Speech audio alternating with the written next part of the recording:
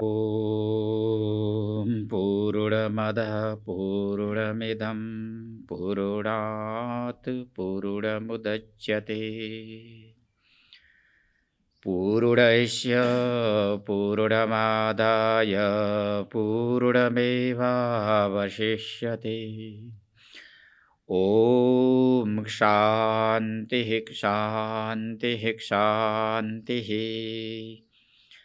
शङ्करं शङ्कराचार्यं केशवं बादरायणं सूत्रभाष्यकृतौ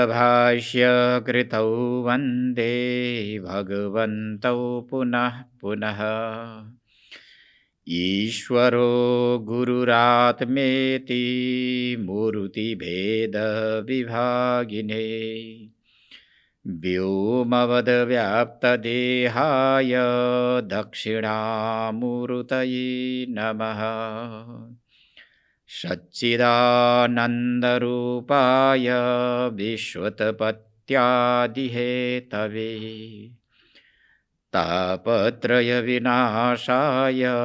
श्रीकृष्णाय वयं नुमः सच्चिदानन्दरूपाय गुरवे बुद्धिसाक्षिणे संसारतापदग्धानां शरण्याय नमो नमः ॐ शान्तिः शान्तिः शान्तिः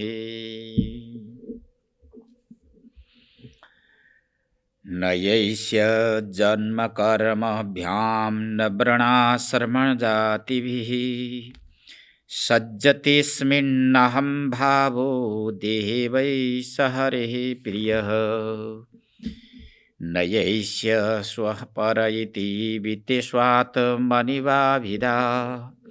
सर्वभूतसमः क्षान्तः स वै भागवतोत्तमः त्रिभुवन विभव हेतवेप्यकुण्ठ स्मृतिरजितात्मसुरादिभिर्विमृग्यात् न चलति भगवत् पदारविन्दाल्लवनिमिषारदमपि यः स वैष्णवाग्र्यः भगवत उर्विक्रमाङ्घ्रिशाखा नखमणिचन्द्रिकया निरस्ततापे हृदि कथमुपसीदतां पुनः स प्रभवति चन्द्र इवोदितेर्कतापः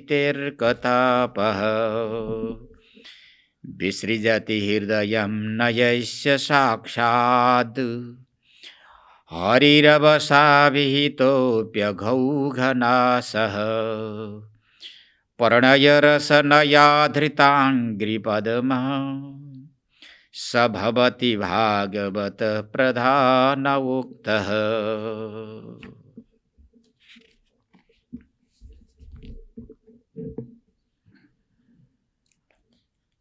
तो स्वाध्यायको क्रम अगाडि बढ्दै गर्दा राजर्षि निमिका प्रश्न अनुसार उत्तर प्रदान गर्दै हुनुहुन्छ हरि नामका ऋषिले, जसको प्रसङ्ग चलिरहेको छ। त भगवानका भक्तका लक्षण कस्ता हुन्छन्, ती लक्षण नै जानकारी हुन नआउँदा त तिनीहरूको संगत हुन असम्भव हुन्छ। उनीहरूसँग संगत कसरी गर्ने? भगवानका भक्तको संगत नै भएन भने जीवात्माको उद्धार र कल्याण कसरी हुन सक्ला? यी आदि जिज्ञासाहरू थिए। ती जिज्ञासाहरूलाई उपदेश गर्दै, ती जिज्ञासाहरूलाई कृतार्थ बनाउँदै हरि नामक महर्षिले, सिद्धले उपदेश गर्दै आउनु भएको छ। 50 श्लोकसम्म हामीले चिन्तन गरेका छौँ। भगवानका उत्तम भक्त त कसरी रहेका हुन्छन्, उनका दिनचर्या कस्ता हुन्छन्, यही संसारमा रहेर पनि, अर्थात् यही शरीरमा यिनै इन्द्रियहरूमा रहेर व्यवहार गर्दै गर्दा पनि उनीहरूको स्थिति कस्तो हुन्छ भन्ने सन्दर्भ हामीले प्रस्तुत गर्दै आएका छौँ। त 51औं श्लोकको प्रारम्भ हुन्छ। न यस्य जन्म कर्मभ्याम न वर्णाश्रम जातिभिः न सज्जतेस्मिन् नाहं भावो देहे वै सहरे प्रियः। यस्य भनेको जुन भक्तको, जुन उपासकको, अर्थात् जुन शिष्ट पुरुषको जन्म कर्मभ्याम वर्णाश्रम जातिभिः जन्म र कर्ममा वर्ण आश्रमका जे जति धर्महरू छन् त यिनीलाई लिएर, वर्णलाई लिएर, जातिलाई लिएर अस्मिन् देहे भनेको यो शरीरमा अहम भाव न सज्जते, जसले यो शरीरमा अहम भाव गर्दैन त्यो नै भगवान वासुदेवको प्रिय भक्त हो। जन्म भनेको म उच्च कुलमा जन्मेको छु, म ब्राह्मण हुँ, म सबैभन्दा श्रेष्ठ छु, सबैले मलाई मान्नुपर्छ किनकि उच्च कुलमा जन्मेको छु भनेर एउटा ब्राह्मणको जन्मलाई लिएर वा उच्च कोटिको जन्मको अभिमानलाई लिएर जनसमुदायको बीचमा यदि आफूलाई प्रस्तुत गर्न थाल्यो भने त्यो भगवानको भक्त हुँदैन। ठिक छ, प्रारब्धवश भगवानको दया पूर्व जन्ममा सुकृत कर्म सम्पादित भएछन्, जसको कारणले उच्च कोटिको जन्म प्राप्त भयो। राम्रो कुरा हो, ब्राह्मणलाई उच्च कोटिको जन्म भनेर शास्त्रले पनि बताएको छ। साक्षात् भगवान योगेश्वर श्रीकृष्णले पनि मेरा इष्टदेव ब्राह्मणहरू हुन् भनेर बताउनु भएको छ। पृथु महाराजले सनकादि ऋषिलाई इष्टदेवको रूपमा मान्नुहुन्छ। यसरी साक्षात् भगवानले प्रशंसा गर्नुहुन्छ तापनि हामी उच्च कोटिमा अर्थात् उच्च कोटिको जन्मलाई धारण गरेर आएका छौँ, हामी ब्राह्मण हौँ, हामी सबैभन्दा पवित्र छौँ, हामीलाई सबैले मान्नुपर्छ भनेर यसरी यी भावलाई लिएर यदि कुनै व्यक्ति अगाडि बढ्दछ भने त्यो भगवानको भक्त हुन सक्दैन। किनकि जन्म शरीरको हुन्छ, जसको जन्म हुन्छ त्यसको अन्त्य पनि हुन्छ। यो ख्याल गर्नुपर्छ हामीले। जन्म शब्द जहाँ आउँछ त्यहाँ मृत्यु शब्द पनि आउँछ, जहाँ जन्मको प्रयोग गरिन्छ त्यहाँ बालक युवा वृद्ध पनि आउँछ, जरा व्याधिका प्रसङ्गहरू पनि आउँछन्, रोगका कुराहरू आए। यी सबै प्रसङ्ग चलाउँदै गर्दा मृत्यु त अगाडि बसिराखेको छ। काल कवलित यो शरीरलाई लिएर यदि कुनै व्यक्तिले म ब्राह्मण हुँ, सबैभन्दा श्रेष्ठ छु, म उच्च कोटिको हुँ भनेर अभिमानपूर्वक कुनै समाजमा गएर प्रस्तुत हुन्छ भने त्यो भगवानको भक्त हुन सक्दैन। जन्मलाई लिएर कसैले पनि अभिमान गर्नु पर्दैन। सबभन्दा ठुलो को हो त? सबैभन्दा श्रेष्ठ व्यक्ति को हो, सर्वमान्य व्यक्ति को हो भनेर चर्चा गर्दै जाँदा योग वासिष्ठमा गुरु वशिष्ठले आफ्नो प्रिय शिष्य रामलाई उपदेश गर्दै भन्नुहुन्छ, सबैभन्दा श्रेष्ठ व्यक्ति जसले आत्मा र अनात्माको विवेचना गरेको छ, जीव र ब्रह्मको ऐक्य अनुभूति गर्न सक्यो, शब्द स्पर्श रूप रस गन्धको यो जन्जालमा जो फँसेको छैन, यी 5 प्रकारका बन्धनद्वारा जो कसिएको छैन, त्यो व्यक्ति नै श्रेष्ठ व्यक्ति हो। त्यो व्यक्ति मान्न लायकको व्यक्ति हो। कपिल भगवानले आफ्नै आमा देवहूतिलाई उपदेश गर्दै भन्नुभएको छ, अहोबत सो पचतो गरियान ये जिह्वाग्रे वर्तते नाम तुभ्यम। हे माता, धेरै कुराको उपदेश गर्दै गर्दै गइसकेपछि आमा देवहूतिले कपिललाई भन्नुभयो अन्त्यमा गएर, हे आमा, शरीरका धर्म यिनै हुन्, इन्द्रियका धर्म यिनै हुन्, अन्तःकरणका धर्म यिनै हुन्। पाञ्चभौतिक शरीर यो प्रकृतिको अंश हो। मातापिताद्वारा खाइएको अन्न, त्यो अन्नद्वारा तयार भएको रजबीज, जसको संयोगद्वारा तयार भएको जुन शरीर छ, यो प्रकृतिको अंश हो। यसलाई पुरुष भन्न मिल्दैन। यो शरीरमा अहम बुद्धि गर्नु नै ज्यादै ठुलो नोक्सानी हो, नीचता हो। यो शरीरमा अहम बुद्धि गर्नु हुँदैन हे माताश्री भनेर धेरै बुझाउँदै गइसकेपछि, प्रकृति र पुरुषको यथार्थ ज्ञान भइसकेपछि अन्तिममा बिदा हुने बेलामा देवहूतिले पुत्रको रूपमा अवतरित कपिल भगवानको स्तुति गर्दै भनिन्, हे भगवान, ब्रह्मविद्याको उपदेश गरिदिनु भयो।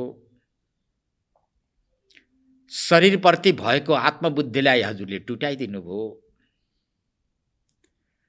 वर्ण र आश्रमलाई लिएर गरिने जुन अभिमान थियो, दम्भ थियो, त्यसलाई पनि अन्त्य गरिदिनु भयो।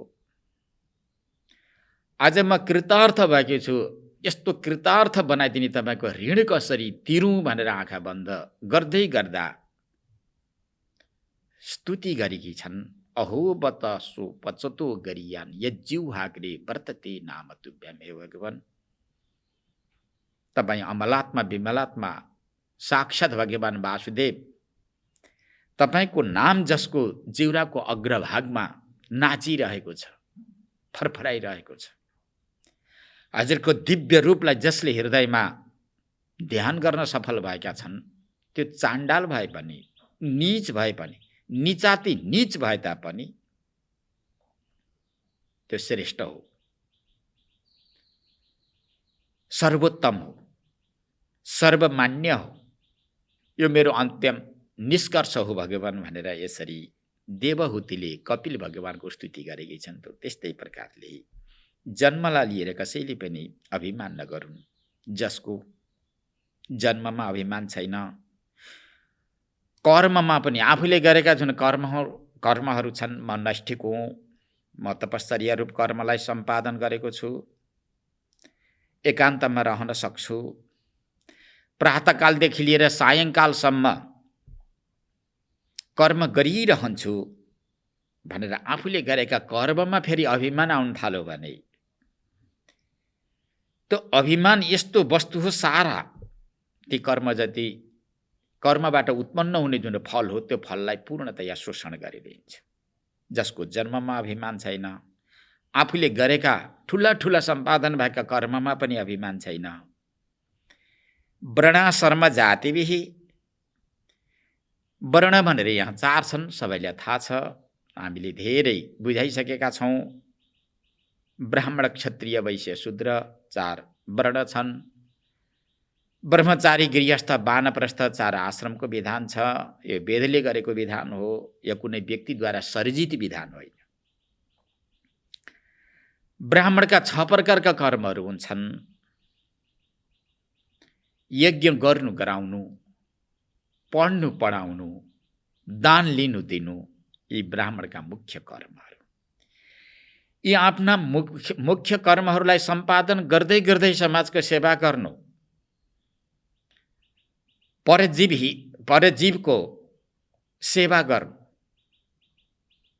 परजीवको हितलाई ध्यानमा राखेर कर्म सम्पादन गर्नु, यी आफ्ना कर्महरू गर्दै गर्दै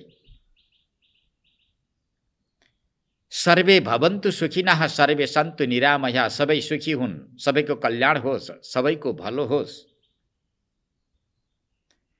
कसैका पनि दुःखका आँसुहरू नखसुन्, यस प्रकारको भावना गर्दै जे जति सकिन्छ बाहिर सेवा गर्नुपर्छ। मुख्यतया आफ्नो कर्मलाई सम्पादन गर्दै। ब्राह्मणको कर्म भनेको त्यो हो। अब अहिले ब्राह्मणले के कर्म गर्छन्, कस्ता कर्म गर्छन्? अहिले त लाग्छ ब्राह्मणहरूले अत्यन्त निकृष्ट कर्म, घृणित कर्म गरेको पनि देखिन्छ।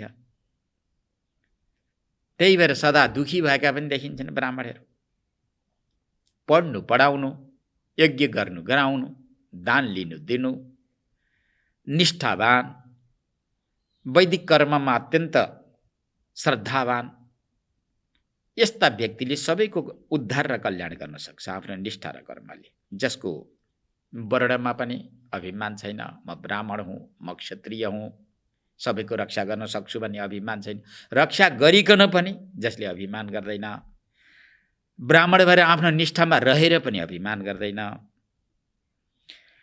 धनाढ्य भएर पनि वैश्यले कदापि अभिमान गर्दैन, सबैको सेवा शुश्रूषा गरेर शूद्रले पनि अभिमान गर्दैन, दम्भ प्रकट गर्दैन, प्रभु प्रीत्यर्थ मैले कर्म गरेको छु भन्ने भावना राखेको छ। त्यस्तै स्त्री धर्म छन्, पुरुष धर्म छन्। यी सारा कर्महरू सम्पादन गर्दा जसको हृदयमा अभिमान आएको छ। ब्रह्मचारीले दिनानुदिन अग्निको सेवा गर्दै, अग्निमा आहुति दिँदै, भिक्षावृत्तिद्वारा गुरुको सेवा शुश्रूषा गर्दै, गुरुको आज्ञा परिपालन गर्दै, गुरुको नगिचमा बसेर गायत्रीको उपासनापूर्वक विद्याको अध्ययन गर्दै गरेको ब्रह्मचारीले पनि म ब्रह्मचारी हुँ, गुरुको सेवा गरिराखेको छु, अग्निको सेवा पूजा गरिराखेको छु भन्ने अभिमान ब्रह्मचारीको हृदयमा नहोस्। गृहस्थ पनि म गृहस्थ हुँ, धेरै दान गरेँ, देवता पितृहरूको पूजा अर्चना गरिराखेको छु, मेरा घरमा धेरै याचकहरू आएका छन्, याचकहरूलाई पनि सन्तुष्टि बनाएको छु, तीर्थव्रत गरिराखेको छु, पापात्मक कर्ममा म प्रवृत्त भएको छैन भन्ने यस प्रकारको ती कर्म गर्दै यस प्रकारको अभिमानले स्पर्श गरेको छैन भने त्यो पनि अत्यन्त श्रेष्ठ हो। यस्तै वानप्रस्थ र सन्यास आश्रमका विधिहरू पनि छन्। जुन जुन आश्रममा शास्त्रले वर्णन गरेको छ, कर्मको विधान गरेको छ, तत्तत आश्रम र तत्तत वर्णनमा रहेर शास्त्र प्रदत्त जुन अधिकार छ त्यो अधिकारलाई सम्हाल्दै, शास्त्रले गरेको जुन नीति निर्देशन छ तदनुसारका कर्महरूलाई सम्पादन गर्दै जसको हृदयमा अभिमान आएको छैन त्यो व्यक्ति ज्यादै ठुलो व्यक्ति हो। अस्मिन् देह भनेको यो देहद्वारा अहम्भाव भनेको कदापि अहङ्कार गरेको छैन, कर्म सम्पादन गरेको छ, ठुला ठुला कर्महरू सम्पादन गर्दछ, समाजको सेवा गर्छ, दुखी गरिबको रक्षा गर्छ, राष्ट्र उन्नतिको लागि पनि ऊ विशेष प्रकारको चिन्तन गरेको छ, समाजलाई कसरी शिष्ट बनाउने, सभ्य बनाउने, शिक्षालयहरूलाई अत्यन्त परिमार्जित कसरी बनाउने, विभिन्न प्रकारका पाटाहरू छन्। ती सारा पाटाहरूलाई सम्हाल्दै पनि जसले आफ्नो शरीरमा अभिमान गरेको छैन, मै हुँ भनेर छातीमा हात राखेर गर्व गरेको छैन, त्यो व्यक्ति नै हरे प्रिय हो, त्यो व्यक्ति नै हरि भगवानको प्रिय भक्त। अर्थात् परमात्माले शरीर प्रदान गरेको छ, शरीरमा इन्द्रियहरू प्रदान गरेको छ, मन बुद्धि चित्त अहङ्कार जस्ता 4 प्रकारका रत्न प्रदान गरेको छ, विवेक गर्न सक्ने क्षमता पनि प्रदान गरेको छ। यी सारा वस्तु विषयलाई जुन राखिदिएर यहाँ पठाइदिएको छ, यी परमात्माद्वारा प्रदत्त इन्द्रियहरूलाई आफ्नो कर्तव्यमा परायण भइसकेपछि सारा जीव हितको लागि कर्ममा जो उत्रेको छ, गरेका कर्ममा अभिमान र दम्भ गर्दैन भने त्यो व्यक्ति भगवानको प्रिय हुन्छ। एक्लै जङ्गलमा बसेको छ, आँखा बन्द गरेको छ, राता पहेँला कपडा लगाएको छ, ऊर्ध्वपुण्ड त्रिपुण्ड लगाएको छ, म भगवानको भक्त हुँ सबैले मान्नु पर्छ भनेको छ, भित्रका यी तर्क र वितर्क विभिन्न प्रकारका खराब चिन्तन गरेको छ भने त्यो व्यक्ति भगवानको प्रिय हुन सक्दैन भन्ने यो दृष्टान्त हो। अर्थात् श्रुति निर्दिष्ट कर्म गर्दै व्यवहारलाई जसरी सभ्य र शिष्ट बनाउन सकिन्छ, गरेका व्यवहारमा अत्यन्त निर्लिप्त निर्लोभी भएर व्यवहार विषयमा लेपायमान नभइकन जसले आफ्नो कर्मलाई सम्पादन गरेको छ त्यस्तो व्यक्ति भगवानको अत्यन्त प्रिय व्यक्ति हो, प्रिय भक्त हो, उत्तम भक्त हो भनेर बताइएको छ। नयस्य स्वपर इति वित्ते स्वात्मनिभाविदा।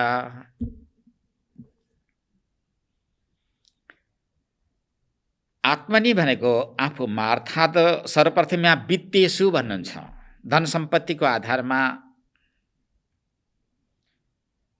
स्व पर जसको हृदयमा प्रचुर मात्रामा धन सम्पत्ति छ तापनि त्यो धन सम्पत्तिले गर्व उत्पन्न गराएर अहङ्कारी बनाएर यो मेरो जन हो, यो परजन हो, त्यसको लागि मैले केही गर्नु छैन, मेरा जन मेरा परिवारको लागि मात्र सेवा मैले गर्नुपर्छ भन्ने भावना जसले गरेको छ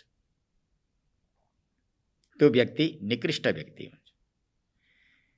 भगवानले शरीर दियो, सम्पत्ति दियो, सारा वस्तु अनुकूलका वस्तुहरू उपस्थित गराइदिएको छ भने ती अनुकूलका वस्तुद्वारा आफ्नो मात्र सेवा र आफ्ना परिवारको मात्र सेवा होइन,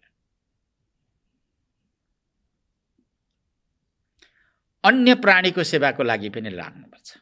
त्यसैको लागि परमात्माले दिएको ख्याल गर्नुहोला सबैले।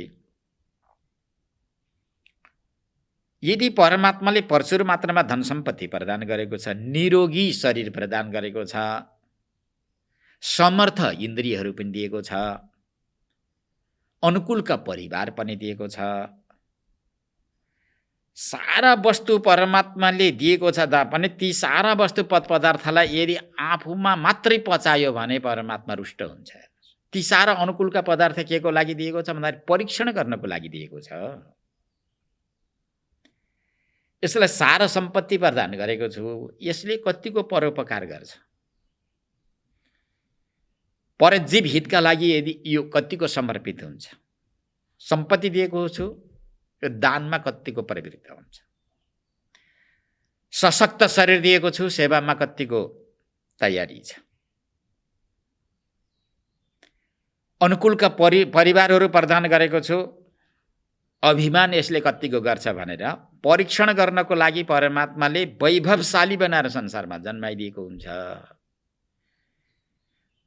परमात्माको भाषा र उसको विधिलाई नबुझिकन केवल मखाऊ मैलाऊ सुख सयलबा मोज मगरू भन्ने यस प्रकारको व्यवहारलाई धारण गरेर कर्म गर्न थालो भने त धिक्कारको पात्र हुन्छ।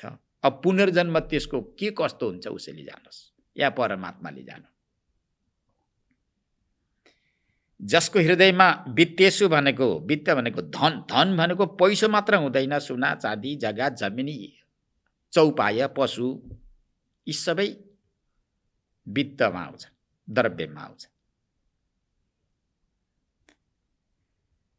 यसमा स्वबुद्धि र परबुद्धि यो मेरो हो, मेरै लागि हो, यो अर्काको हो, अर्काको लागि हुन सक्दैन भन्ने यस प्रकारको भावना जसमा छैन। स्वात्मा नि भनेको त्यो आत्मामा पनि स्वबुद्धि र परबुद्धि छैन। सम्पत्तिमा अभिमान छैन। आफ्नो आत्मामा स्वबुद्धि र परबुद्धि छैन। समबुद्धिले समभावले जो वर्तिरहेको छ, यस्तो भेद छैन। म भित्र पनि चैतन्य छ, ऊ भित्र पनि चैतन्य छ, पशुपक्षी भित्र पनि चैतन्य छ भनेर चैतन्य बुद्धिद्वारा जसले सेवा गरेको छ। शास्त्रले त यतिसम्म सङ्केत गरेको छ, पशुपक्षी अर्थात् गाई भैँसीको सेवा गर्दा, अर्थात् गाई भैँसीलाई कुडो घाँस दिँदा पनि चैतन्य बुद्धिले देऊ। तिम्रा ढोकामा हेर्दै घुम्दै डुल्दै कुत्ता आयो भने कुत्तालाई केही तिमीले दिँदैछौ, पिण्ड दिँदैछौ वा केही खाने चिज दिँदैछौ भने त्यो कुत्ताभित्र रहेको जुन चैतन्यलाई देखेर देऊ। कुत्ताभित्र पनि चैतन्यलाई देख। म भित्र रहेको चैतन्य नै आज यो यस्तो शरीर भित्र आइरहेको छ भनेर सम्मान गर। अरूका त कुरै छोडो। ब्रह्म स्तम्भ पर्यन्त सामान्य ब्रह्माजीदेखि लिएर कीट पतङ्गसम्मका जे जति शरीरधारीहरू छन् ती शरीरधारीभित्र रहेको चैतन्य र ममा कुनै प्रकारको अन्तर छैन भन्ने यस प्रकारको भावनाले सेवा गर। ठिक छ, शरीरमा भेद होला। शास्त्रले अमुक अमुक यस्ता यस्ता शरीरहरू उच्च कोटिका हुन्छन्, यस्ता शरीरहरू नीच कोटिका हुन्छन्, यस्ता शरीरहरू मध्यम कोटिका हुन्छन् भनेर यद्यपि शास्त्रले विभाजन गरेको छ तापनि शरीरको विभाजन हो, आत्मचैतन्यको विभाजन होइन। यसरी आत्मचैतन्यलाई देखेर सेवा गर भन्ने नीति निर्देशन शास्त्रले गर्दछ। सर्वभूत सब भित्रबाट शारीरिक दृष्टिले ठिक छ, स्याल कुत्तालाई जहाँ राख्न पर्ने हो त्यहाँ राख, गाईलाई कहाँ राखेर पूजा गर्न पर्ने हो त्यहाँ राखेर पूजा गर, मातापितालाई कुन श्रेणीमा राखेर पूजा गर्न पर्ने हो र कस्तो सम्मान गर्नुपर्ने हो त्यस्तै सम्मान गरेर त्यही ठाउँमा राख। गुरु आचार्यलाई कुन ठाउँमा राखेर कसरी सम्मान गर्नुपर्ने हो त्यही ठाउँमा राख, त्यसरी नै सम्मान गर। शारीरिक दृष्टिले तत्त ठाउँमा राखेर तिमीले सेवा गरेर सम्मान गरे तापनि भित्रको चैतन्यमा कुनै प्रकारको अन्तर छैन भन्ने भावना गर। शरीरमा त भेद हुन्छ।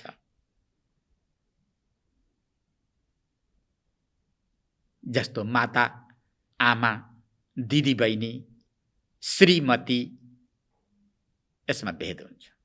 आमामा आमा बुद्धि हुन्छ, दिदी बहिनी बुद्धि गर्दै व्यवहार गरिन्छ। श्रीमतीमा गृहस्थहरूले श्रीमती बुद्धि गरेर त्यस्तै प्रकारको व्यवहार गरेका हुन्छन्। लोक व्यवहार सञ्चालन गर्नको लागि भिन्न भिन्नै शरीर छन्।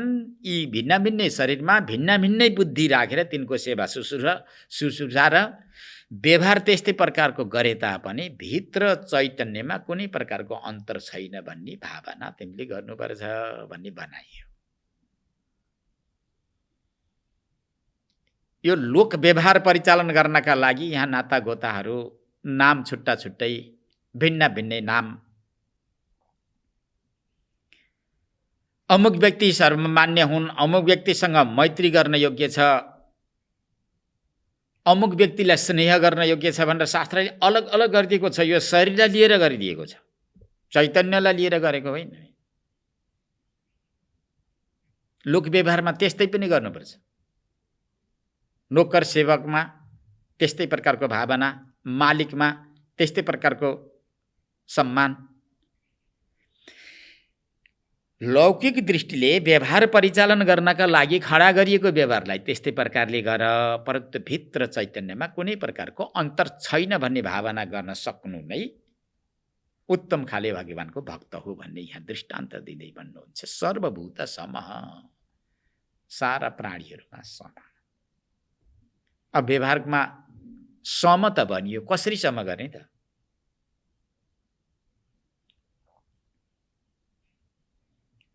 घरमा अतिथि पाहुनाहरू आए, घरमा आएका अतिथिहरूलाई वा पाहुनाहरूलाई गाई भैँसीलाई खुवाउने घाँस कुँडो लगाएर टगारिदिने, किनकि सम व्यवहार गर्नु भनेको छ भनेर। अनि गाई भैँसीलाई लगाएर मस्तसँग अतिथिलाई पकाएको घिउ राखेको दाल भात लगाएर दिन थाल्यो भने के हुन्छ? व्यवहारमा त मिल्दैन। मिल्छ व्यवहार? व्यवहारमा मिल्दैन। गाई भैँसीको जुन सम्मान भनेको घाँस कुँडोद्वारा नै हुन्छ। भित्रको जुन चैतन्यलाई हेरेर सेवा गर। चैतन्यमा कुनै प्रकारको भेद भिन्नता छैन। अहिले चैतन्य अर्थात् जीव घाँस कुँडो खाने शरीरमा प्रविष्ट छ। त्यसभित्र रहेको जीव के हो? त्यसभित्र रहेको जीव भने ब्रह्म नै हो है, चैतन्य नै हो। चैतन्य नहुने हो भने यो जीवले शरीरलाई माध्यम बनाएर वा ती शरीरलाई माध्यम बनाएर तिनका इन्द्रियलाई माध्यम बनाएर घाँस कुँडो खाने थिएन भन्ने विचार गर। अतिथि पाहुनाहरू घरमा आएका छन् भने चैतन्य स्वरूप परमात्मा अहिले जीव भावले यी अतिथिको शरीरमा इन्द्रियलाई शरीरलाई माध्यम बनाएर झन् यिनीहरू आइरहेका छन्, भोजन गरिरहेका छन्, परन्तु यिनीभित्र रहेको जीव पनि चैतन्य नै हो भन्ने यस प्रकारको भावना गर। यसरी सर्वभूत समः, सारा प्राणीहरूमा सम भनेको आत्मिक भावले सम गर। शान्त भनेको सबैको जुन सेवा शुश्रूषा गर्दै तिमी फेरि शान्त मुद्रामा रह। जसले आफ्नो मनलाई अधीनस्थ गरेको छ, अनुशासित शिष्य जस्तै जसले मनलाई बनाएर राखेको छ, त्यो व्यक्ति नै सर्वोपरि सर्वोच्च व्यक्ति हो। तो यहाँको प्रसङ्ग अनुसार सारा प्राणीमा समबुद्धिले सेवा गरेको छ। शान्त भनेको आफ्नो मनलाई अधीनस्थ गरेको छ, मनको दास छैन। त्यो नै भागवत उत्तम हो, भगवानको उत्तम खाले भक्त। प्राय गरेर यो दुनियाँ मनका दास हुन्छन्, चित्तका दास हुन्छन्। मनले जे भन्यो त्यही मान्नेवाला हुन्छन्, मनका उपासक हुन्छन्। अपरिमार्जित मन, अपरिमार्जित बुद्धि यस्ता अन्तःकरणको दास भएर रहन थाल्यो भने त्यसभन्दा ठुलो धिक्कार केही पनि हुँदैन। शास्त्रद्वारा परिमार्जित पनि छैन, भजन तपश्चर्याद्वारा परिमार्जित छैन, शोधन भएको छैन, त्यस्तो बुद्धि त्यस्ता मनको दास हुन थाल्यो भने त्यसले जता जता भन्छ त्यतै जान्छ र त्यसले असल कर्म गर्न सक्दैन।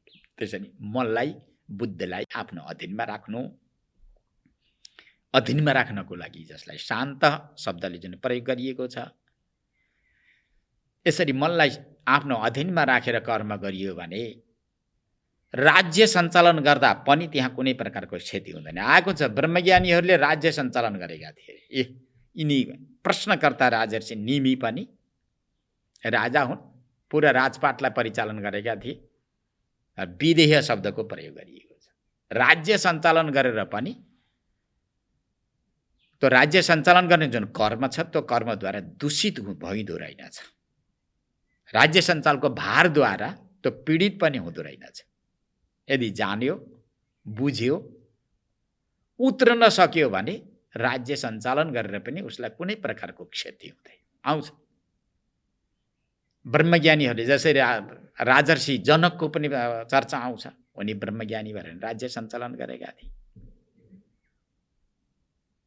यसरी धन सम्पत्तिमा जसले अभिमान गरेको छैन, प्रारब्ध अनुसार प्राप्त भएको छ, आफ्नो आत्मामा यो मेरो जन हो यो परजन हो भनेर भेदभाव कदापि गर्दैन, सारा प्राणीभित्र चैतन्यलाई देखेर समभावले सेवा गरेको छ, आफ्नो मनलाई अधीनस्थ गरेको छ, उत्रेको छ, त्यसलाई भागवत उत्तम भनेको उत्तम खाली भक्त भनेर बताइएको छ। यहाँ मध्यम र सामान्य भक्तका चर्चा गरिसकेपछि, 2 श्लोकमाथि प्रस्तुत गरिसकेपछि यी सबै उत्तम खाले भक्त, सङ्गत गर्न लायकका भक्त, जसको नगिचमा जाँदा 3 प्रकारका तापहरू शान्त हुन्छन्, हो त्यस्ता व्यक्तिको यहाँ अहिले चर्चा चल्दैछ। फेरि भन्नुहुन्छ, त्रिभुवन विभव हेतवेप्यकुण्ठ स्मृतिरजितात्म सुरादिभिर विमृग्यात् भन्नुहुन्छ। त्रिभुवन विभव हेतवे भनेको तिनै लोकमा रहेको जो वैभव छ त्यसलाई प्राप्त गर्ने उत्कण्ठा, किनकि 3 लोकमा रहेको वैभव विचित्र प्रकारको वैभव हुन्छन् भनेर बताएको छ। त्यो वैभवको सम्बन्धमा नचिकेतालाई यम भगवानले भन्नुभएको छ, इमा रामा सरथा सतुर्या। ए नचिकेता, यो आत्माको विषयमा तर्क र वितर्क नगर, अर्थात् प्रश्न नगर तिमीले। शरीर परित्याग गरिसकेपछि जीवात्माको गति के हुन्छ भनेर यस सम्बन्धमा तिमीले प्रश्न नगर, किनकि यो प्रश्न अत्यन्त महत्त्वपूर्ण हो, ज्यादै गहकिलो प्रश्न हो। त्यसदेखि अतिरिक्त तिमीले अब जो स्वर्गमा भोगिने जे जति भोगहरू छन् तिमीले यो पृथ्वीमै बसेर भोग गर, ती सबै यहीँ ल्याइदिन्छु। यी अप्सराहरू छन्, रथले युक्त भएका सारा हात्ती घोडाहरू छन्, बाजा गाजाले युक्त भएर तिम्रो स्वागत सम्मान गर्नको लागि तयार हुनको लागि पनि मैले आशीर्वाद दिँदैछु। मनुष्यहरूका लागि जुन जुन अलभ्य वा प्राप्त गर्न असम्भव छन् ती सबै वस्तुलाई तिम्रो अगाडि ल्याइदिन्छु, परन्तु यो ब्रह्मविद्या सम्बन्धी, ज्ञान सम्बन्धी, अर्थात् मृत्यु पश्चात जीवात्माको गति के हुन्छ भने यो प्रश्न नगर बाबु, यो गर्न उचित छैन, अनुचित छ भनेर धेरै प्रलोभनहरू त्यहाँ देखाउनु। वैभवको प्रसङ्ग आएको छ। ब्रह्मज्ञानको अधिकार त्यही हो, त्यसैले प्राप्त गरेको हुन्छन्। जुन व्यक्ति धन सम्पत्ति र वैभवमा लोभिएको छैन, आसक्ति छैन, त्यो व्यक्ति ब्रह्मविद्याको अधिकारी हो। ब्रह्मविद्याको कमी महत्त्व छ हेर्नु। जसले कठोपनिषद पढेको छ त्यो व्यक्तिले ब्रह्मविद्याको महत्त्वलाई जानेको छ। जुन व्यक्तिले ब्रह्मविद्याको महत्त्वलाई बुझेको छ, जानेको छ, त्यो व्यक्तिले नै ब्रह्मज्ञानीको बल सम्मान गर्न सक्छ। अरूले सक्छ सक्दैन? अरू कसैले पनि सक्दैन।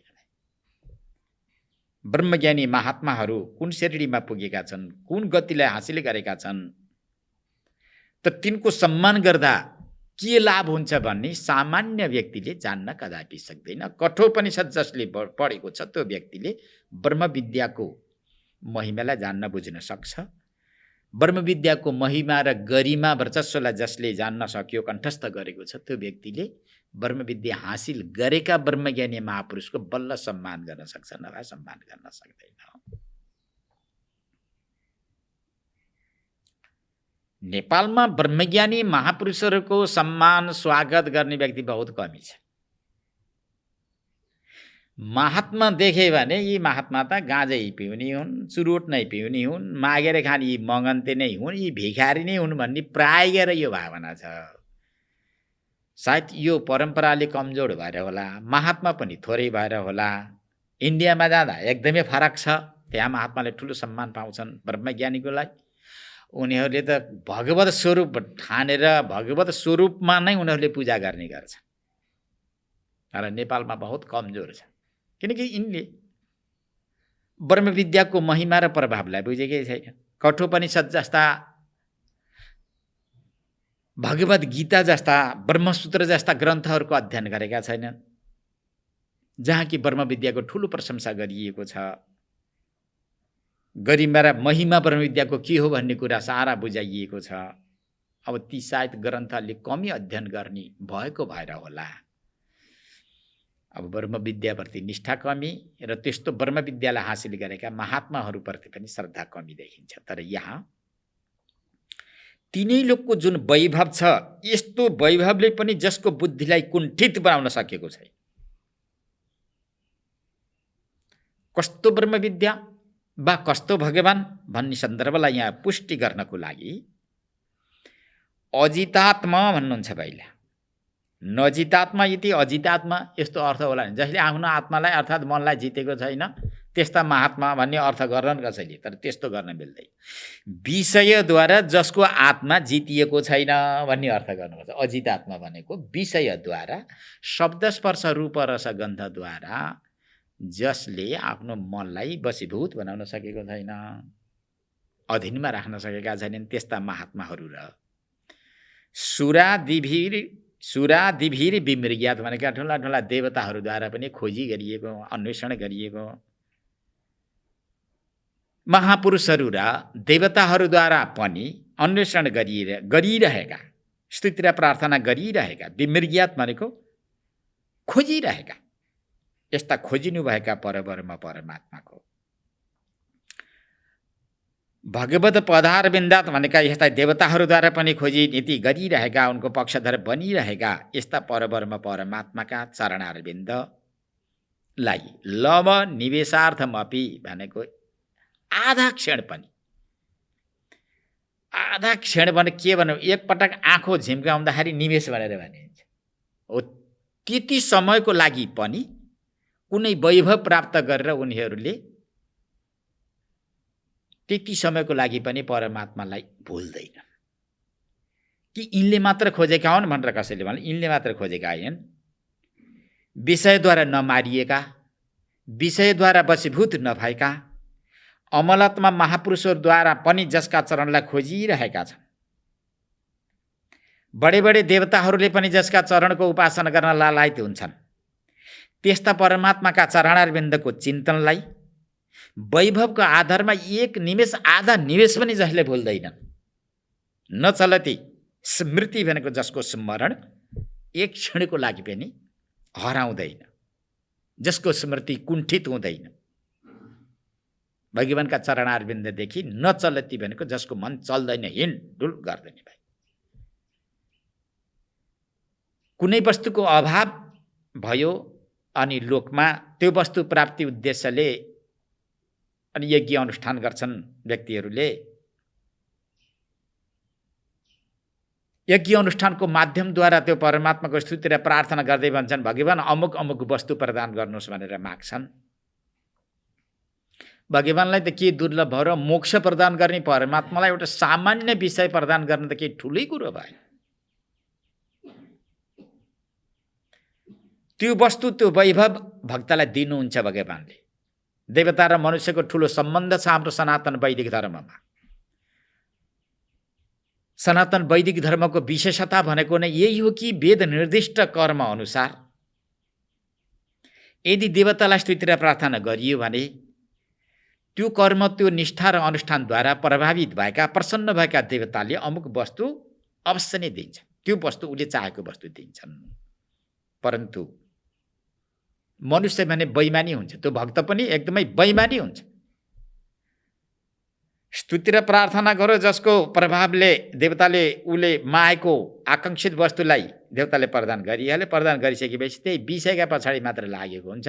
जसले त्यति ठुलो विषय प्रदान गर्यो, त्यो विषय प्रदान गर्ने परमात्माको फेरि स्मरण उनीहरूले गर्दैन। यो दुर्भाग्य हो, ठुलो दुर्भाग्य हो। तर जो यथार्थ भगवानको भक्त छ, परम भक्त छ, परम उपासक छ, भगवानका चरणको चस्का जसको हृदयमा लागेको छ, त्यो चस्काले छोएको छ, आकर्षण भने खिचिराखेको छ भने त्यस्तो भक्तले तिनैलेको वैभव सम्पत्ति प्राप्त हुँदा पनि आधा निमेष भनेको आँखो झिम्कने समयसम्म पनि भगवानका चरणलाई परित्याग गर्दैन। अरू त कुरै छोडिदिउँ, 1 घण्टा 2 घण्टा छोडिहालौँ, आज व्यवहारमा लगाइहालौँ, अनि त्यसपछि फेरि सम्झौँला, हातमा माला लिएर जप तप गरौँला, उसले भन्दैन। जे जति व्यवहार गरेको हुन्छ त्यो व्यवहार परमात्मादेखि भिन्न हो भनेर भिन्न दृष्टिले नै गर्दैन कि उसैभित्र परमात्मा देखेको छ, उसैसँगै खेलिराख्यो। जे कर्म गरेको छ त्यो कर्मभित्र परमात्मालाई नै देखेको छ। यद्यत कर्म करोमि तत्तदखिलम् सम्भूत भारत। जे जस्ता कर्महरू गरेको हुन्छ परमात्माको आराधनाको लागि, परमात्मा सन्तुष्टिको लागि नै गरेको हुन्छ हो। त्यसलाई भक्तमा अत्यन्त श्रेष्ठ भक्त भनेर बताइएको छ, जसको स्मृतिमा कुण्ठा आउँदैन। कुण्ठा भनेको कुडिनु कि पछि हट्नु। एउटा लज्जावती धार हुन्छ, यो देवघाटमा प्रशस्त देखिन्छ, हरियो देख्यो भने यसो छोइदियो भने त्यो खुम्चिन थाल्छ, त्यसलाई लज्जावती धार भन्छ। हो त्यस्तै प्राय गरेर भक्तहरू जबसम्म वैभव प्राप्त हुँदैन तबसम्म जय जगदीश हरे भनेका हुन्छन्, घण्ट शङ्ख बजाएका हुन्छन्, जय जय गरेका हुन्छन्। कुनै दिन वैभव प्राप्त भयो भने पहिला पहिला जय जय थियो, अनि पछि जाय जाय भगवान् त्यस्तै हो, फुर्सदमा गरौँला, यस प्रकारको भावना पनि आउने गर्छ। तर यो गल्ती हो,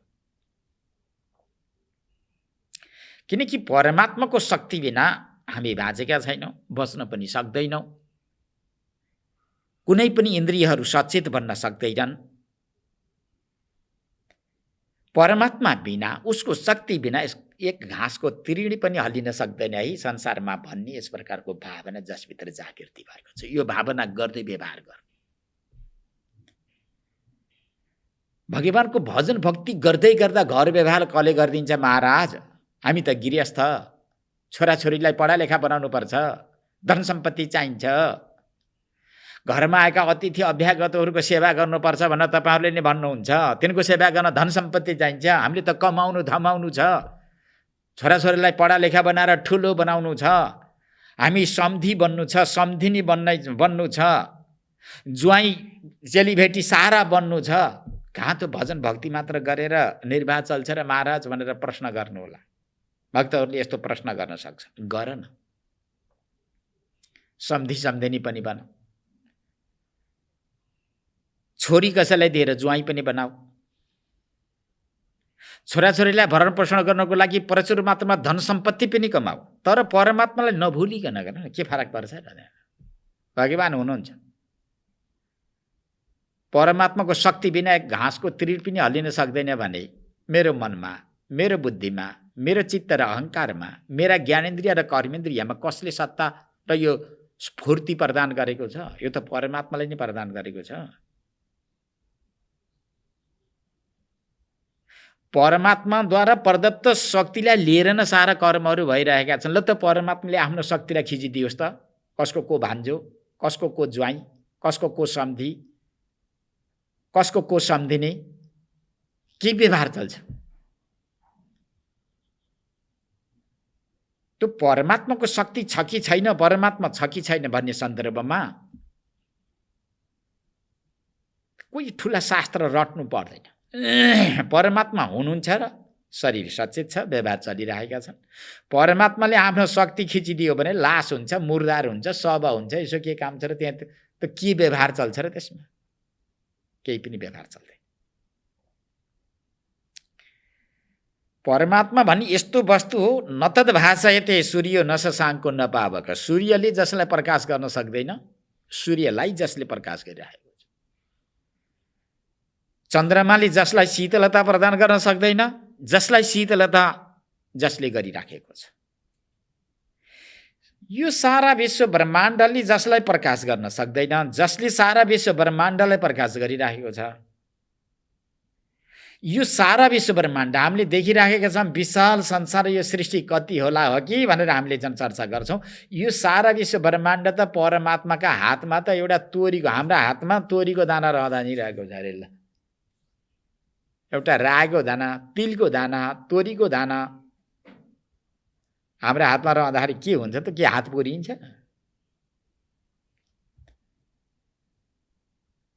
7 द्वीप, 14 भुवन भनौँ, 7 समुद्र भनौँ, पञ्चम स्कन्द भागवतले वर्णन गरे अनुसारको यो सारा विश्व ब्रह्माण्ड परमात्माको हातमा कसरी रहेको छ? हाम्रो हातमा रहेको तोरीको दाना रहँदा नै रहेको छ अरे। ल, त्यही रूपले रहेको छ भनेपछि उसको वैभव, उसको शक्ति यस्तै हो, यति छ, यही रूपको छ भनेर कसैले पनि मापदण्ड लगाउन सक्दैन। त्यस्तो परब्रह्म परमात्मालाई स्मरण गरेर त्याग बुद्धिद्वारा अहङ्कार नगर्दै पैसा कमाऊ, छोराछोरीलाई पढाऊ, सम्धि सम्धिनी बन। सारा व्यवहार गर्दा के आपत्ति छ र? केही पनि आपत्ति छैन। गरेको व्यवहार परमात्मामय बनोस् र गल्ती गर्न पाइँदैन। अर्कालाई दुःख दिने चिन्तन गर्न हुँदैन। आफूले सम्पत्ति कमाइरहँदा अर्काका आँखाबाट आँसु कडाइदिन हुँदैन। आफ्ना छोराछोरीहरूको भरण पोषण गरेर शिष्ट र सभ्य बनाउँदै गर्दा अर्काका छोराछोरीको अपमान गर्न पाइँदैन। त्यो अपमान, अर्काका छोराछोरीको अपमान गर्ने, आफ्ना छोराछोरीको भरण पोषण गरेर शिष्ट बनाउने, यो गर्न थाल्यो भने अपराध हुन्छ। आत्मनः प्रतिकूलानि परेशान न समाचरे, महाभारतमा बताइन्छ। आफूलाई प्रतिकूल लाग्ने व्यवहार अरूसँग पटक्कै नगर, भुलेर पनि नगर। प्रिय वचन तिम्रो लागि राम्रो हुन्छ, राम्रो लाग्छ भने अरूको लागि पनि प्रिय शब्द नै प्रयोग गर, प्रिय वाणीको नै प्रयोग गर।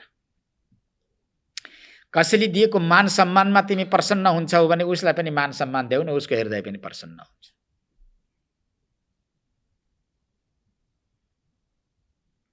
भोलि वृद्ध अवस्थामा माता माने सबैको सेवा चाहिन्छ भनेर यदि कसैको सेवाको अपेक्षा गरेका छौ भनेदेखि आज माता पिताको सेवा गर न, पाउँछौ। गुरु भएर सम्मान गर्न माने लिन चाहन्छौ भनेदेखि आज गुरुको सेवा गर न। भोलि कुनै दिन दुखी दरिद्री प्रारब्धवश जे पनि हुन सकिन्छ, त्यस बेलामा पनि सबैले मेरो सम्मान गरून्, मेरो रक्षा गरून् भन्ने तिमीलाई भावना लागेको छ, त्यो भावनाभित्र जागृति भएको छ भने आज सम्पन्न भएका छौ, दुखी गरिबको सेवा गर न, औषधि उपचार गरिदेऊ न, तडपिरहेका व्यक्तिको सेवा गर न, चोटपटक लाएर घाउ लाएर चहराइरहेको छ, चिल्लाइरहेको छ, मलमपट्टि गरिदेऊ न। तिमीलाई भने सबैले सेवा शुश्रूषा गरिदिउँ, मान सम्मान गरून् भनेर सबैको जुन अपेक्षा रहिरहने, अरूको भने सेवा शुश्रूषा गर्ने इच्छा नहुने, यो तिम्रो एउटा मूर्खतापूर्ण विचार र मूर्खतापूर्ण हृदय हो। यस्तो हृदयलाई धारण गरेर नबस भन्ने सङ्केत यो 53 श्लोकमा गर्नुभयो। लव निवेशार्धम अपि यह सब वैष्णवाग्न्य। त्यो धन सम्पत्तिको आधारमा, मान सम्मान प्रतिष्ठाको आधारमा परब्रह्म परमात्मालाई एक निमेष पनि छोड्दैन, भुल्दैन। त्यो सर्वोपरि उत्तम खाले भक्त हो भन्ने दृष्टान्त। भगवत गुरु विक्रमाङ्घ्रि शाखा नखमणि चन्द्रिकया निरस्ततापे। हिजो पनि हामीले सङ्केत गरेका थियौँ। मायाको प्रहारबाट बच्नु छ। काम, क्रोध, लोभ, मोह, मद, मत्सर, दम्भ, छल, कपट, नराम्रा खराब यी कर्म र संस्कारबाट बच्नु छ भने कसै न कसैको आश्रय लिनुपर्दछ।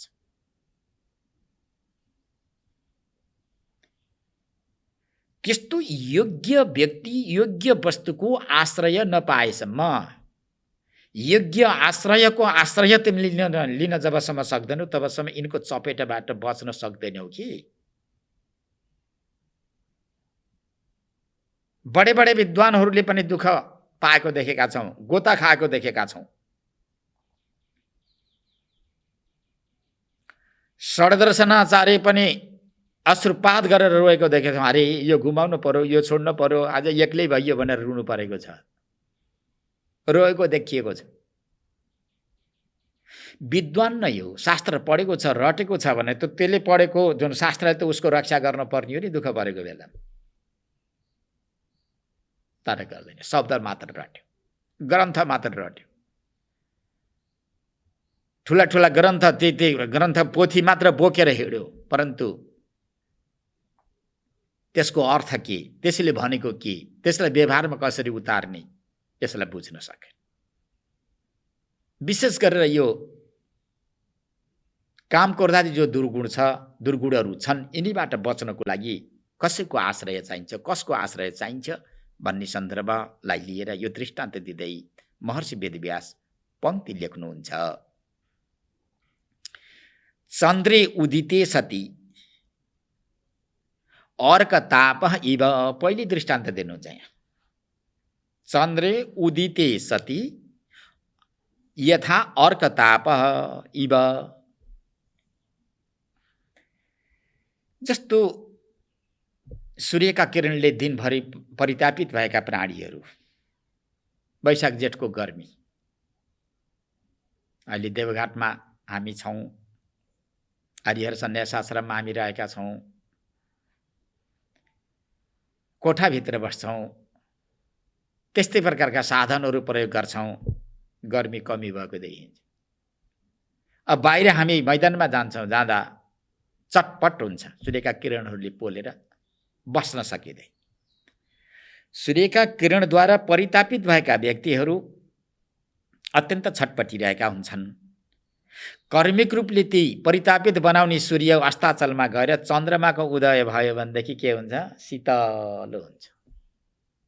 सूर्यको ताप कहाँ जान्छ, चन्द्रमाका ती किरणले पूर्णतया शोषण गरिदिएका हुन्छ। भगवान चन्द्रमा उदयमान भयो भने सूर्यको ताप जसरी निस्तेज हुन्छ, त त्यस्तै प्रकारले सूर्यको तापलाई नाश गर्न पर्यो भने कसको आश्रय लिनुपर्छ, चन्द्रमाको आश्रय लिनुपर्छ, चन्द्रमाका किरणको आश्रय लिनुपर्छ। चन्द्रमाका किरणको आश्रयले जलाउने ती सूर्यका किरणका तापलाई निस्तेज बनाउन सकिन्छ जसरी, त त्यस्तै प्रकारले भगवत उरु विक्रमाङ्ग्री शाखा नखमणि चन्द्रिकया निरस्त तापे, यस्तो पङ्क्ति छ। एकदमै लामो पङ्क्ति लेख्नु छ यहाँ। भगवत परब्रह्म परमात्मा धर्म रक्षा हेतु भक्तहरूलाई ब्रह्मको उपदेश गर्नको लागि, नास्तिकहरूलाई कर्म मार्गमा ल्याउनको लागि, संसारमा अलमलिएका अर्थात् भगवान शङ्करको जटामा जसरी गङ्गाजी अलमलिएकी थिइन्, त्यस्तै प्रकारले संसार रूपी जङ्गलमा अलमलिरहेका जीवात्माहरूलाई तार्ने एउटा माध्यम, सेतु बनाइदिनको लागि सगुण परमात्माले अवतार किन धारण गर्नुभयो? दिव्य जन्म, दिव्य कर्म तयार गरिदिएर तिनै जन्म, तिनै कर्मको आश्रय लिएर, तिनै जन्म र परमात्माका अर्थात् भगवानका जन्म र कर्मलाई माध्यम बनाएर यी संसाररूपी जङ्गलमा जो झाडीमा अलमलिरहेका भक्तहरूलाई तार्नको लागि परब्रह्म परमात्माले सगुण रूपमा आफूलाई विभाजन गर्नुहुन्छ। निर्गुण परब्रह्म परमात्मा सगुणमा किन आउनुहुन्छ भन्ने सन्दर्भमा हामीले धेरै चर्चा पनि गरिरहेका छौँ। परमात्मा सगुणमा नआइदिने हो भने कसको ध्यान गर्ने, कसको स्तुति गर्ने, कसका कमनीय कृतिको गान गरेर अनि संसार रूपी समुद्र तर्ने, यो झाडीले तरेर आफ्नो गन्तव्यतिर जान सकिँदैन। त त्यसैले भगवत भनेको परब्रह्म परमात्मा सगुण रूपमा आउनुभएको परमात्माका, कस्तो परमात्मा? उरु विक्रम भनेको प्रतापशाली, प्रभावशाली। भगवानको प्रभाव, भगवानका कर्म त लोकोत्तर हुन्छन्, मनुष्यले गर्न नसक्ने, लौकिक कुनै पनि व्यक्तिले वा कुनै पनि प्राणीद्वारा सम्पादन हुन नसक्ने यस्ता प्रकारका कर्म जसद्वारा सम्पादित भएका छन्, त्यस्तो परब्रह्म परमात्मालाई के भनिन्छ? उरु विक्रम भनेको एकदमै धेरै ठुलो पराक्रम, जस्तो एकै रातमा 56 कोटी यादवहरूलाई राख्न सक्ने, समुद्रभित्र घर बनाउने उरु विक्रम होइन त उरु विक्रम हो। यादव ग्वालबालहरूलाई रक्षा गर्नको लागि इन्द्रद्वारा वर्षण भएको एकदमै मुसलधारे पानी माथिबाट वर्षण भइरहेको थियो। यो कृष्णले आफूलाई भगवान कहलाएको छ, हाम्रो अपमान गरिरहेको छ, यसको नगरीलाई उडाइदिनुपर्छ, यसलाई पनि उडाइदिनुपर्छ भनेर इन्द्रले मुसलधारे पानी वर्षाइरहेका थिए। सबैको रक्षा गर्नको लागि एउटा कान्छी औँलाले गोवर्धन पर्वतलाई हटाइदिनु भयो। के उरु विक्रम होइन त्यो? यस्तै ठुला ठुला बलवान दानवहरूलाई ख्यालमा नाश गरिदिने, कालीय नागलाई दमन गरेर त्यो विषलाई शोषण गरिदिने, दावानललाई पान गरेर अग्निको ज्वालो पान गरेर जसलाई पचाइदिने, सबैको रक्षा गर्ने यस्तो उरु विक्रम महाप्रभावशाली परमात्माका अङ्ग्री भनेका चरण, चरणका शाखा भनेको माने पाउ, पाउका शाखा भनेका औँला, औँलामा रहेका नङ, यस्तो अर्थ छ यहाँनिर। नख चन्द्रिका भनेर बताइएको छ। नख चन्द्रिका भनेको भगवानका पाउ, पाउमा रहेका शाखा भनेका औँला, ती औँलामा रहेका नङ, ती नङमा रहेको जुन एउटा तेज छ, कान्ति छ, त्यो नङमा परेको कान्तिलाई के भनिन्छ? नख चन्द्रिका भनेर भनिन्छ। यस्ता नख चन्द्रिकाको ध्यानद्वारा निरस्त तापे भनेको संसारबाट उत्पन्न भएको आध्यात्मिक, आधिदैविक र आदि भौतिक विभिन्न प्रकारका शोक चिन्ताले युक्त परितापित भएको हृदयलाई जसले शान्त बनाएको छ, यस्तो अर्थ छ यहाँनिर। जसले प्रभावशाली भक्तको रक्षा गर्नको लागि, सनातन वैदिक धर्मको रक्षा गर्नको लागि संसारमा अल्मलिरहेका भक्तलाई सगुणको उपासना गरेर यो झाडी तरेर पारी जान्ने एउटा माध्यम तयार गर्नको लागि सगुण रूपमा आफूलाई अवतरित बनाएका परमात्माका चरण, चरणमा रहेका औँला, औँलामा रहेका नख, नङमा परेको जुन एउटा दिव्य ज्योति र कान्ति छ त्यसलाई नख चन्द्रिका भनेर भनिन्छ। जसले यस्ता नख चन्द्रिकाको ध्यान गरिरहेको छ, त्यस्ता ध्यान गर्ने व्यक्तिले हृदयबाट उत्पन्न हुने जे जति डाहा छ, छल छ, कपट छ, अशास्त्रीय गुणहरू छन्, जुन गुणको आश्रयमा रहँदा नरक रुँदै रुँदै नरकतिर जानुपर्छ, 84 लाख योनि यन्त्रमा पिल्सिनु पर्दछ, त्यस्तो ताप जति निरस्त भनेको जसले नाश गरिदिएको छ। यस्ता परब्रह्म परमात्माको का चरणलाई उपसिदता भनेको भजन गर्ने जो भक्तहरू छन्, यस्ता चरणको चिन्तन वा ध्यान गर्ने जो भक्तहरू छन्,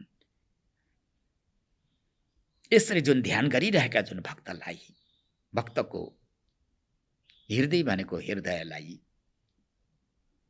भगवानले विश्वास गर्नुभएको हुन्छ, पूर्णतया शीतलता प्रदान गर्नुभएको छ, जसका चरणको ध्यानले पूर्णतया यो तापलाई परित्याग गरिदिएको छ भने पुनः भनेको फेरि त्यो परिताप प्रदान गर्नका लागि यी 3 प्रकारका तापहरू कसरी फेरि उत्पत्ति होलान् र फेरि किन जन्मलान् र हृदयमा, त्यो सन्ताप कदापि हृदयमा आएर माने प्रवेश गर्न सक्ने छैन।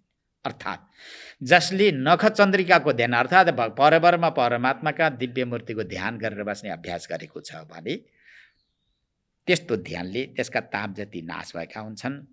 एकपटक त्यो नाश भयो, त्यो ताप नाश भयो भने त्यसको हृदयमा, हृदय भनेको त्यसको हृदयमा, कथम भनेको फेरि कसरी, पुनः भनेको फेरि, स भनेको त्यो परिताप, प्रभवती भनेको फेरि कसरी उत्पन्न हुन सक्ला र उत्पन्न हुने सम्भावना छैन। हाम्रा ऋषि मुनि महर्षिहरूको भनाइ पनि यही छ। जीवनको पहिलो अवस्थामा विद्या अध्ययन गर्दै तिमीले तपश्चर्या गर, परमात्माको दिव्य प्रभावलाई तिमीले आत्मसात गर, अनि त्यसपछि तिमीले बल्ल व्यवहार गर। त्यसपछि व्यवहार गर्यौ भने व्यवहारको काम त दुःख दिने होला। दुःख प्रदान गर्ने जुन व्यवहार छ त्यो व्यवहारले तिमीलाई दुःख दिन सक्दैन, दुखित बनाउन सक्दैन, किनकि पहिले तिमीले अस्त्रलाई स्वीकार गरिसकेका छौ। अर्थात् जुन व्यक्तिले कवच धारण गरेर युद्ध मैदानमा गएको छ भने परपक्षद्वारा त्यो मारिनु पर्दैन, नासिनु पर्दैन, हताहत हुनु पर्दैन। युद्धमा गएको व्यक्तिले यदि कवच नलगाइकन गएको रहेछ भने परपक्षद्वारा खान्छ चोट, लड्छ मैदानमा, फर्केर त्यो फेरि आउँदैन। त्यस्तै यो संसार, यो सृष्टि पनि एउटा युद्ध मैदान हो। अहङ्कार र दम्भसँग यहाँ युद्ध गर्नु छ, अविवेकसँग यहाँ युद्ध गर्नु छ। परब्रह्म परमात्माको सहारा लिएर यदि त्यो साधक मुमुक्षु अगाडि बढेको छ भने काम, क्रोध, लोभ, मोह, मद, मत्सर यी शत्रुद्वारा त्यो कदापि पराजित हुनु पर्दैन, मारिनु पर्दैन, ठगिनु पर्दैन। यदि परब्रह्म परमात्माका चरणको चिन्तन छैन, ध्यान छैन, उपासना छैन, यो व्रतलाई धारण गर है बाबु भनेर अहिंसा, सत्य, अस्तेय, ब्रह्मचर्य, अपरिग्रह जस्ता यी शुभ साधन परमात्माले शास्त्रको मुखद्वारा उपदेश गर्नुभएको छ, यिनलाई धारण गर्न सक्दैन, जिह्वा र उपस्थ इन्द्रियको वशमा परेको छ, त्यस्तो व्यक्ति सुखी बन्न चाहन्छ। भन्नुहोस् कसरी सुखी हुन्छ? विष पान गरेको व्यक्ति बाँच्न चाहनु, हातमा आगोको भुङ्ग्रो समाएर निश्चिन्त भएर रहने इच्छा गर्नु, पानीमा डुबेको व्यक्ति बच्न चाहनु, जस्तो हो त्यस्तै रसनेन्द्रिय र उपस्थ इन्द्रियद्वारा हताहत भएको अर्थात् दबिएको, तिनको बसमा परेको व्यक्तिले संसारमा कसरी सुखको अनुभव गर्ला र? जिउराले सताएको हुन्छ, स्पर्शको ज्ञान गरेर अनि उपस्थ इन्द्रियलाई म ठिक ठाउँमा राख्छु भन्ने कल्पना गरेको हुन्छ, त्यसका हृदयमा नयाँ नयाँ आकांक्षाहरू पलाइराखेका हुन्छन्, आकांक्षा रूपी जङ्गल झाडीमा गएर प्रवेश गरेको हुन्छ, त्यो झाडीबाट कसरी निक्लिने बारे बडा गाह्रो छ, मुस्किल छ। हुन त अहिले यस्ता संस्थाहरू पनि आएका छन्।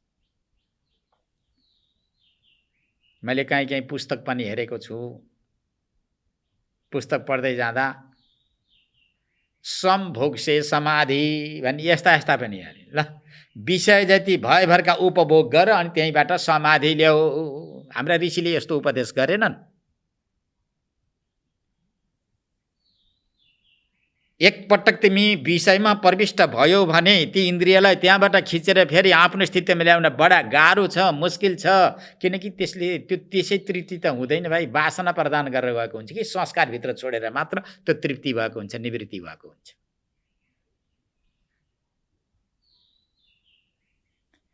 ऋषिहरूले पहिले प्रवेश नगर,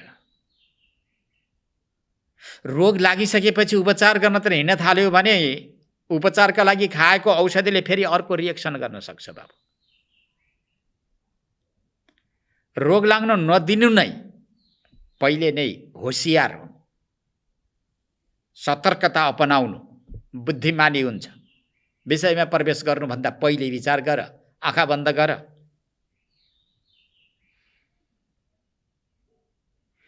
इन्द्रिय र विषयको संयोगद्वारा को तृप्ति भयो? कुन जीवात्मा तृप्ति भयो? न देवता तृप्ति भयो, न मनुष्यहरू तृप्ति हुन्छन्, न पशु पक्षी कीट पतंग कोही पनि तृप्ति हुँदैन।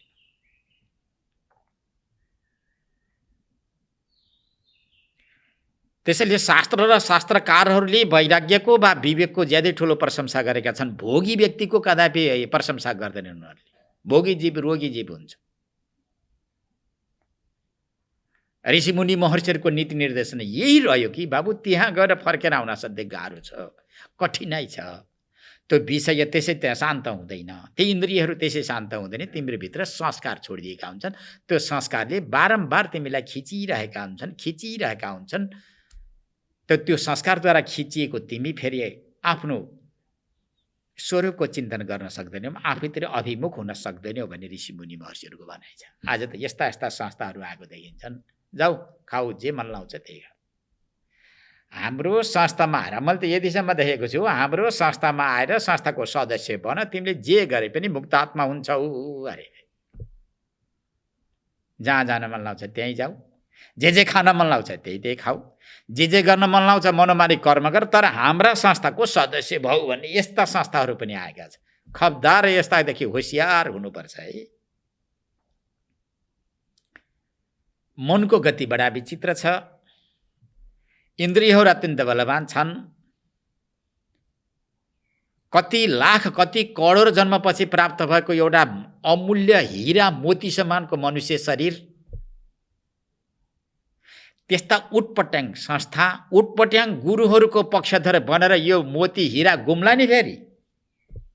ख्याल गर्नु पर्छ, गुम्ला कहीँ दुर्भाग्य निम्तिएला।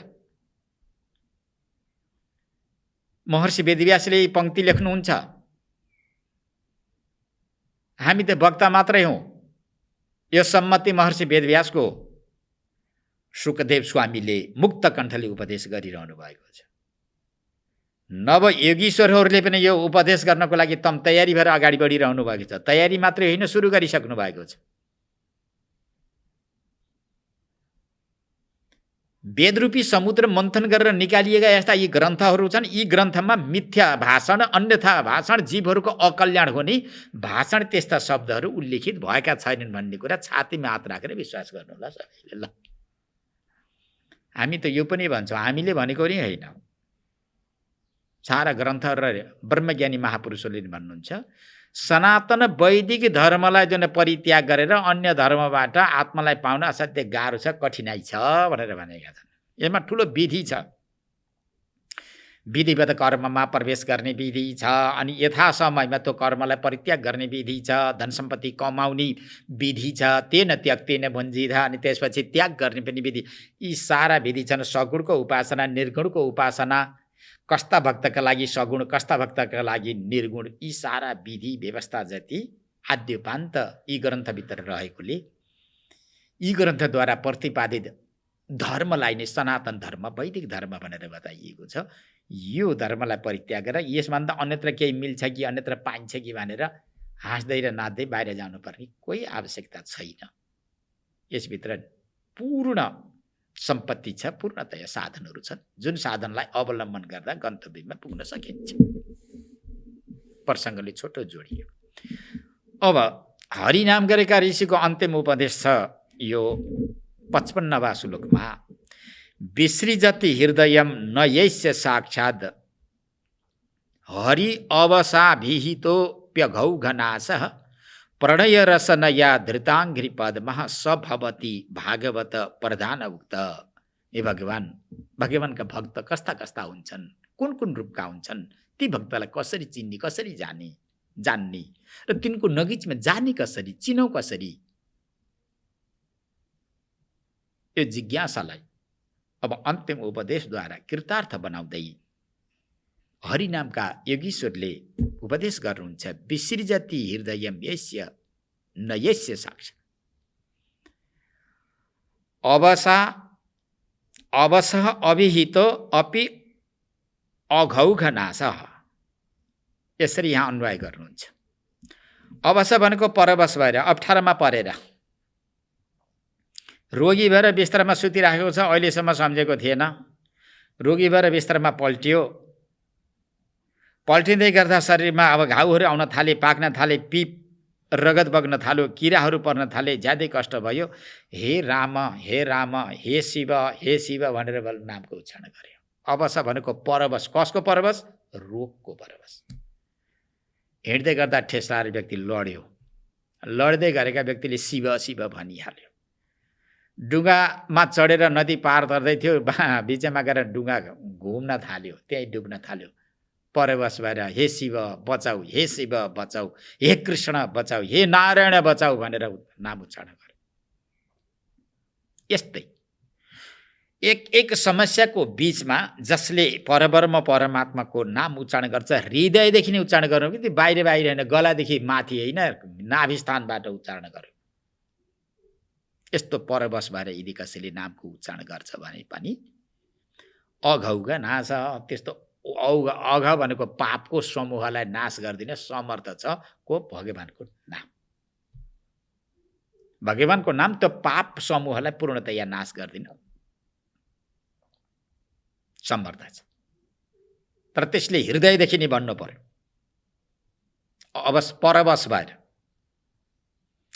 परवश भएर जस्तै अजामेलको प्रसङ्ग आउँछ। अजामेलमा त भल त भगवानको कुनै त्यो भावै थिएन, छोराको बुद्धि थियो, तर भगवानको नाम त हो नि नारायण भने, भयो त उसको उद्धार। भाङ धतुरो खाएर महर्षि वेदव्यासले लेखेका ग्रन्थ होइनन्। सजीव दृष्टान्त हुने नै जो पुराणहरूले दिइराखेका छन्, सजीव जिउँदा खाले यी दृष्टान्त हुन्, यिनमा अन्यथा मिथ्या छैन। यस्तो परब्रह्म परमात्मा, यस्य भनेको जसको हृदयलाई, हृदय भनेको हृदयलाई साक्षात् परब्रह्म परमात्माले नबिस्रजति भनेको जसले परित्याग गरिदिएको छैन। परवश भएर नाम उच्चारण गर्दा त ठुला ठुला पापहरू नाश गरेर उसले शुभ गति प्राप्त गर्दछ, उत्तम गतिलाई प्राप्त गर्दछ भने साक्षात् परबरमा परमात्माले जसको हृदयलाई नबिस्री जति भनेको परित्याग गरेको छैन, सचेत अवस्थामा श्रद्धापूर्वक भक्तिपूर्वक निष्ठापूर्वक म मनुष्य हुँ, परबरमा परमात्माले तर्नको लागि नै यो जन्म प्रदान गर्नुभएको कि गड्नको लागि पशु चौपाए जस्तो गड्नको लागि होइन। अन्न पचाउने मिसिन जस्तो बनाएर यो मनुष्यको शरीर रचना गरेर प्रभुले पठाएको होइन कि तर्नको लागि हो, सबैलाई तार्नको लागि हो भन्ने यस्तो भावना गर्दै जसले हृदयतः प्रभुको नाम उच्चारण गरेको छ, प्रभुका दिव्य मूर्तिको ध्यान गर्दै हिँडिराखेको छ, यतिसम्म प्रेम जागृति भएको छ कि त्यसको हृदयमा प्रणय रसनया धृताङ्घ्रि पदमा, प्रणय भनेको प्रेमद्वारा, प्रेम रूपी, रसनया भनेको रसीद्वारा जसका गोडालाई टक्क बाँधिएको छ, प्रेम रूपी रसीद्वारा जसका चरण रूपी कमललाई बाँधेर आफ्नो हृदयमा राखेको छ, छोडिदिँदैन। जस्तै मूर्ख पशु भए तापनि बलियो रसीले बाँधियो भने त्यो गोठामा बस्न कर लाग्छ लाग्दैन? लाग्छ, भित्र कहाँ भाग्ने? त्यो त्यस्तै प्रणय भनेको प्रेम, गड्ने खाले प्रेम अनि यो त पराप्रेम, पराभक्ति, भक्ति रूपी प्रेम, जसलाई जुन भक्तिलाई प्रेम भनेर भनिन्छ, त्यस्तो रसीले जसका चरणलाई बाँधेर हृदयमा राखेको छ भने स भनेको त्यस्तो भक्त, प्रभुका चरणलाई हृदयमा राखेको नछोड्ने खाले भएको जुन भक्त छ, त्यस्तो भक्तलाई भागवत प्रधान उक्त भवति, त्यस्तो भक्त नै भक्त मध्येमा सर्वोपरि भक्त, उत्तम भक्त, श्रेष्ठ भक्त, तार्ने खाले भक्त, उत्रिने खाले भक्त, उतार्ने खाले भक्त भनेर बताइएको छ। हो, यस्ता भक्तको सङ्गत भयो भने एक क्षण एक लव निवेशको समय पनि ठुलो महत्त्वपूर्ण हुन्छ। दुर्लभो मानुषो देहो देही नाम क्षणभङ्गुर तत्रापि दुर्लभम भन्ने वैकुण्ठ प्रिय दर्शन भनेर जुन पहिले भनिएको थियो, यी वैकुण्ठ प्रिय दर्शन परब्रह्म परमात्माका प्रतिनिधि यसरी संसारमा जुन बसेका हुन्छन्, जो यस्ता भावनाद्वारा बसेका हुन्छन्, तिनलाई भक्तहरूमा अत्यन्त उत्तम भक्त, श्रेष्ठ भक्त, सर्वोपरि भक्त भनेर जुन बताइएको छ। यस्ता भक्तको जुन सङ्गत गर्नुहोस् राजर्षि, त्यस्ता भक्तको सङ्गत गर्दा उद्धार हुन्छ, कल्याण हुन्छ, जन्मको कवल पनि पूर्ति हुन्छ भनेर हरिनाम गरेका द्वितीय महर्षिले सिद्धले उपदेश गरेर आफ्नो प्रवचनलाई स्थगित गर्नुभयो, मौन मुद्रामा रहनुभयो, आफ्नै स्थितिमा रहनुभयो। राजर्षिको जिज्ञासा बढ्दै गयो, बढ्दै गयो, बढ्दै गयो। आहा, मेरो भाग्य, सांसारिक भूत भौतिक जगतको उपदेश गर्ने त गल्ली गल्लीमा मिल्छन्, बाटा बाटामा चोका चोकामा मिलेका हुन्छन्। कति कमायो? मैले यति कमाएँ। ओ अमुक व्यक्तिले यति कमाएर धनी भएछ, अमुक व्यक्तिले त यति गाडी जम्मा गरेछ भनेर यी चर्चा परिचर्चा गर्ने सबै भेटिन्छन्। जीवको गति यो हो, शिवको गति यो हो, भगवानका भक्तको सङ्गतले यो हुन्छ भनेर परमार्थ सम्बन्धी चर्चा परिचर्चा गर्ने व्यक्तिको सङ्गत अत्यन्त दुर्लभ छ। यो दुर्लभ देखाउँदै ऋषिले आफ्नो प्रवचनलाई मौन मुद्रामा राखिसकेपछि राजा जिज्ञासा जाग्दै जाग्दै गयो। भगवान, मैले यस्तो सुनेको छु, भोलिको लागि प्रश्न गर्नुहुन्छ भगवान। परस्य विष्णोरिशैस्य मायिनामपि मोहिनीम मायाम वेदितुमिच्छामि भगवन्तु ब्रुवन्तु न। हे भगवान, हजुरहरू अमलात्मा विमलात्मा हुनुहुन्छ, तर्नु भएको छ, सबैलाई तार्न सक्नुहुन्छ। तपाईँहरूका यो सृष्टि संसारमा स्वजन र परजन भन्ने कोही पनि छैनन्, तपाईँहरू त मुक्तात्मा हुनुहुन्छ। संसारसँग के सम्बन्ध? म राजाको दरबारमा आउनुभएको छ तपाईँहरू, म राजासँग तपाईँहरूको के सम्बन्ध? केही पनि सम्बन्ध छैन, लिनु दिनु त केही छैन भाइ। हुन पनि हो, ऋषिहरू राजाका दरबारमा गएर एकदमै उच्च आसनमा बसेका छन्, राजासँग के सम्बन्ध छ? केही पनि सम्बन्ध छैन। केही वैभव लिनु दिनु, लिएर पो के गर्ने? बात रसना।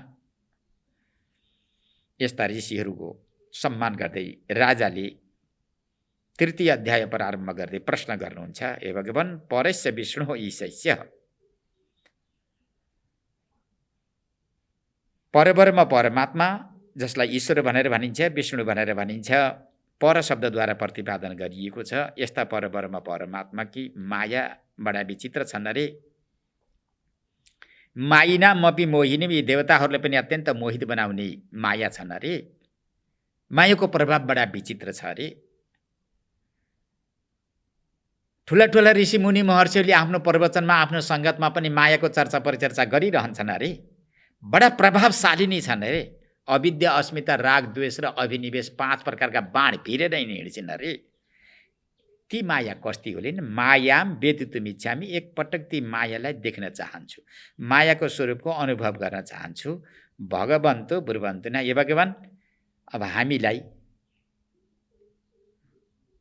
सारा सदस्यका साथमा, परिवारका साथमा बसिरहेका जन राजाले यो जिज्ञासा राखे कि अब त्यो मायाको विषयमा के जान्न चाहन्छु, बुझ्न चाहन्छु, केलाई माया भनिन्छ, त्यो मायाको प्रभाव कस्तो छ, मायाको विषयमा केही मैले जान्न चाहन्छु भगवान भनेर राजर्षिले अब प्रश्न गरेका छन्। अब ऋषि, अब तृतीय ऋषि आउनुहुन्छ, अन्तरिक्ष नामका तृतीय ऋषि आउनुहुन्छ र अब ऋषिले यो उत्तर भोलिदेखि प्रारम्भ गर्नुहुन्छ। आज समय पुगेको छ। हरि ओम तत्सत्, हरि ओम तत्सत्, हरि ओम तत्सत्। शङ्करं शङ्कराचार्यं केशवं बादरायणं सूत्रभाष्यकृतौ वन्दे भगवन्तौ पुनः पुनः। ईश्वरो गुरुरात्मेति मूर्तिभेदविभागिने व्योमवद्व्याप्तदेहाय दक्षिणामूर्तये नमः। ओम शान्तिः शान्तिः शान्तिः।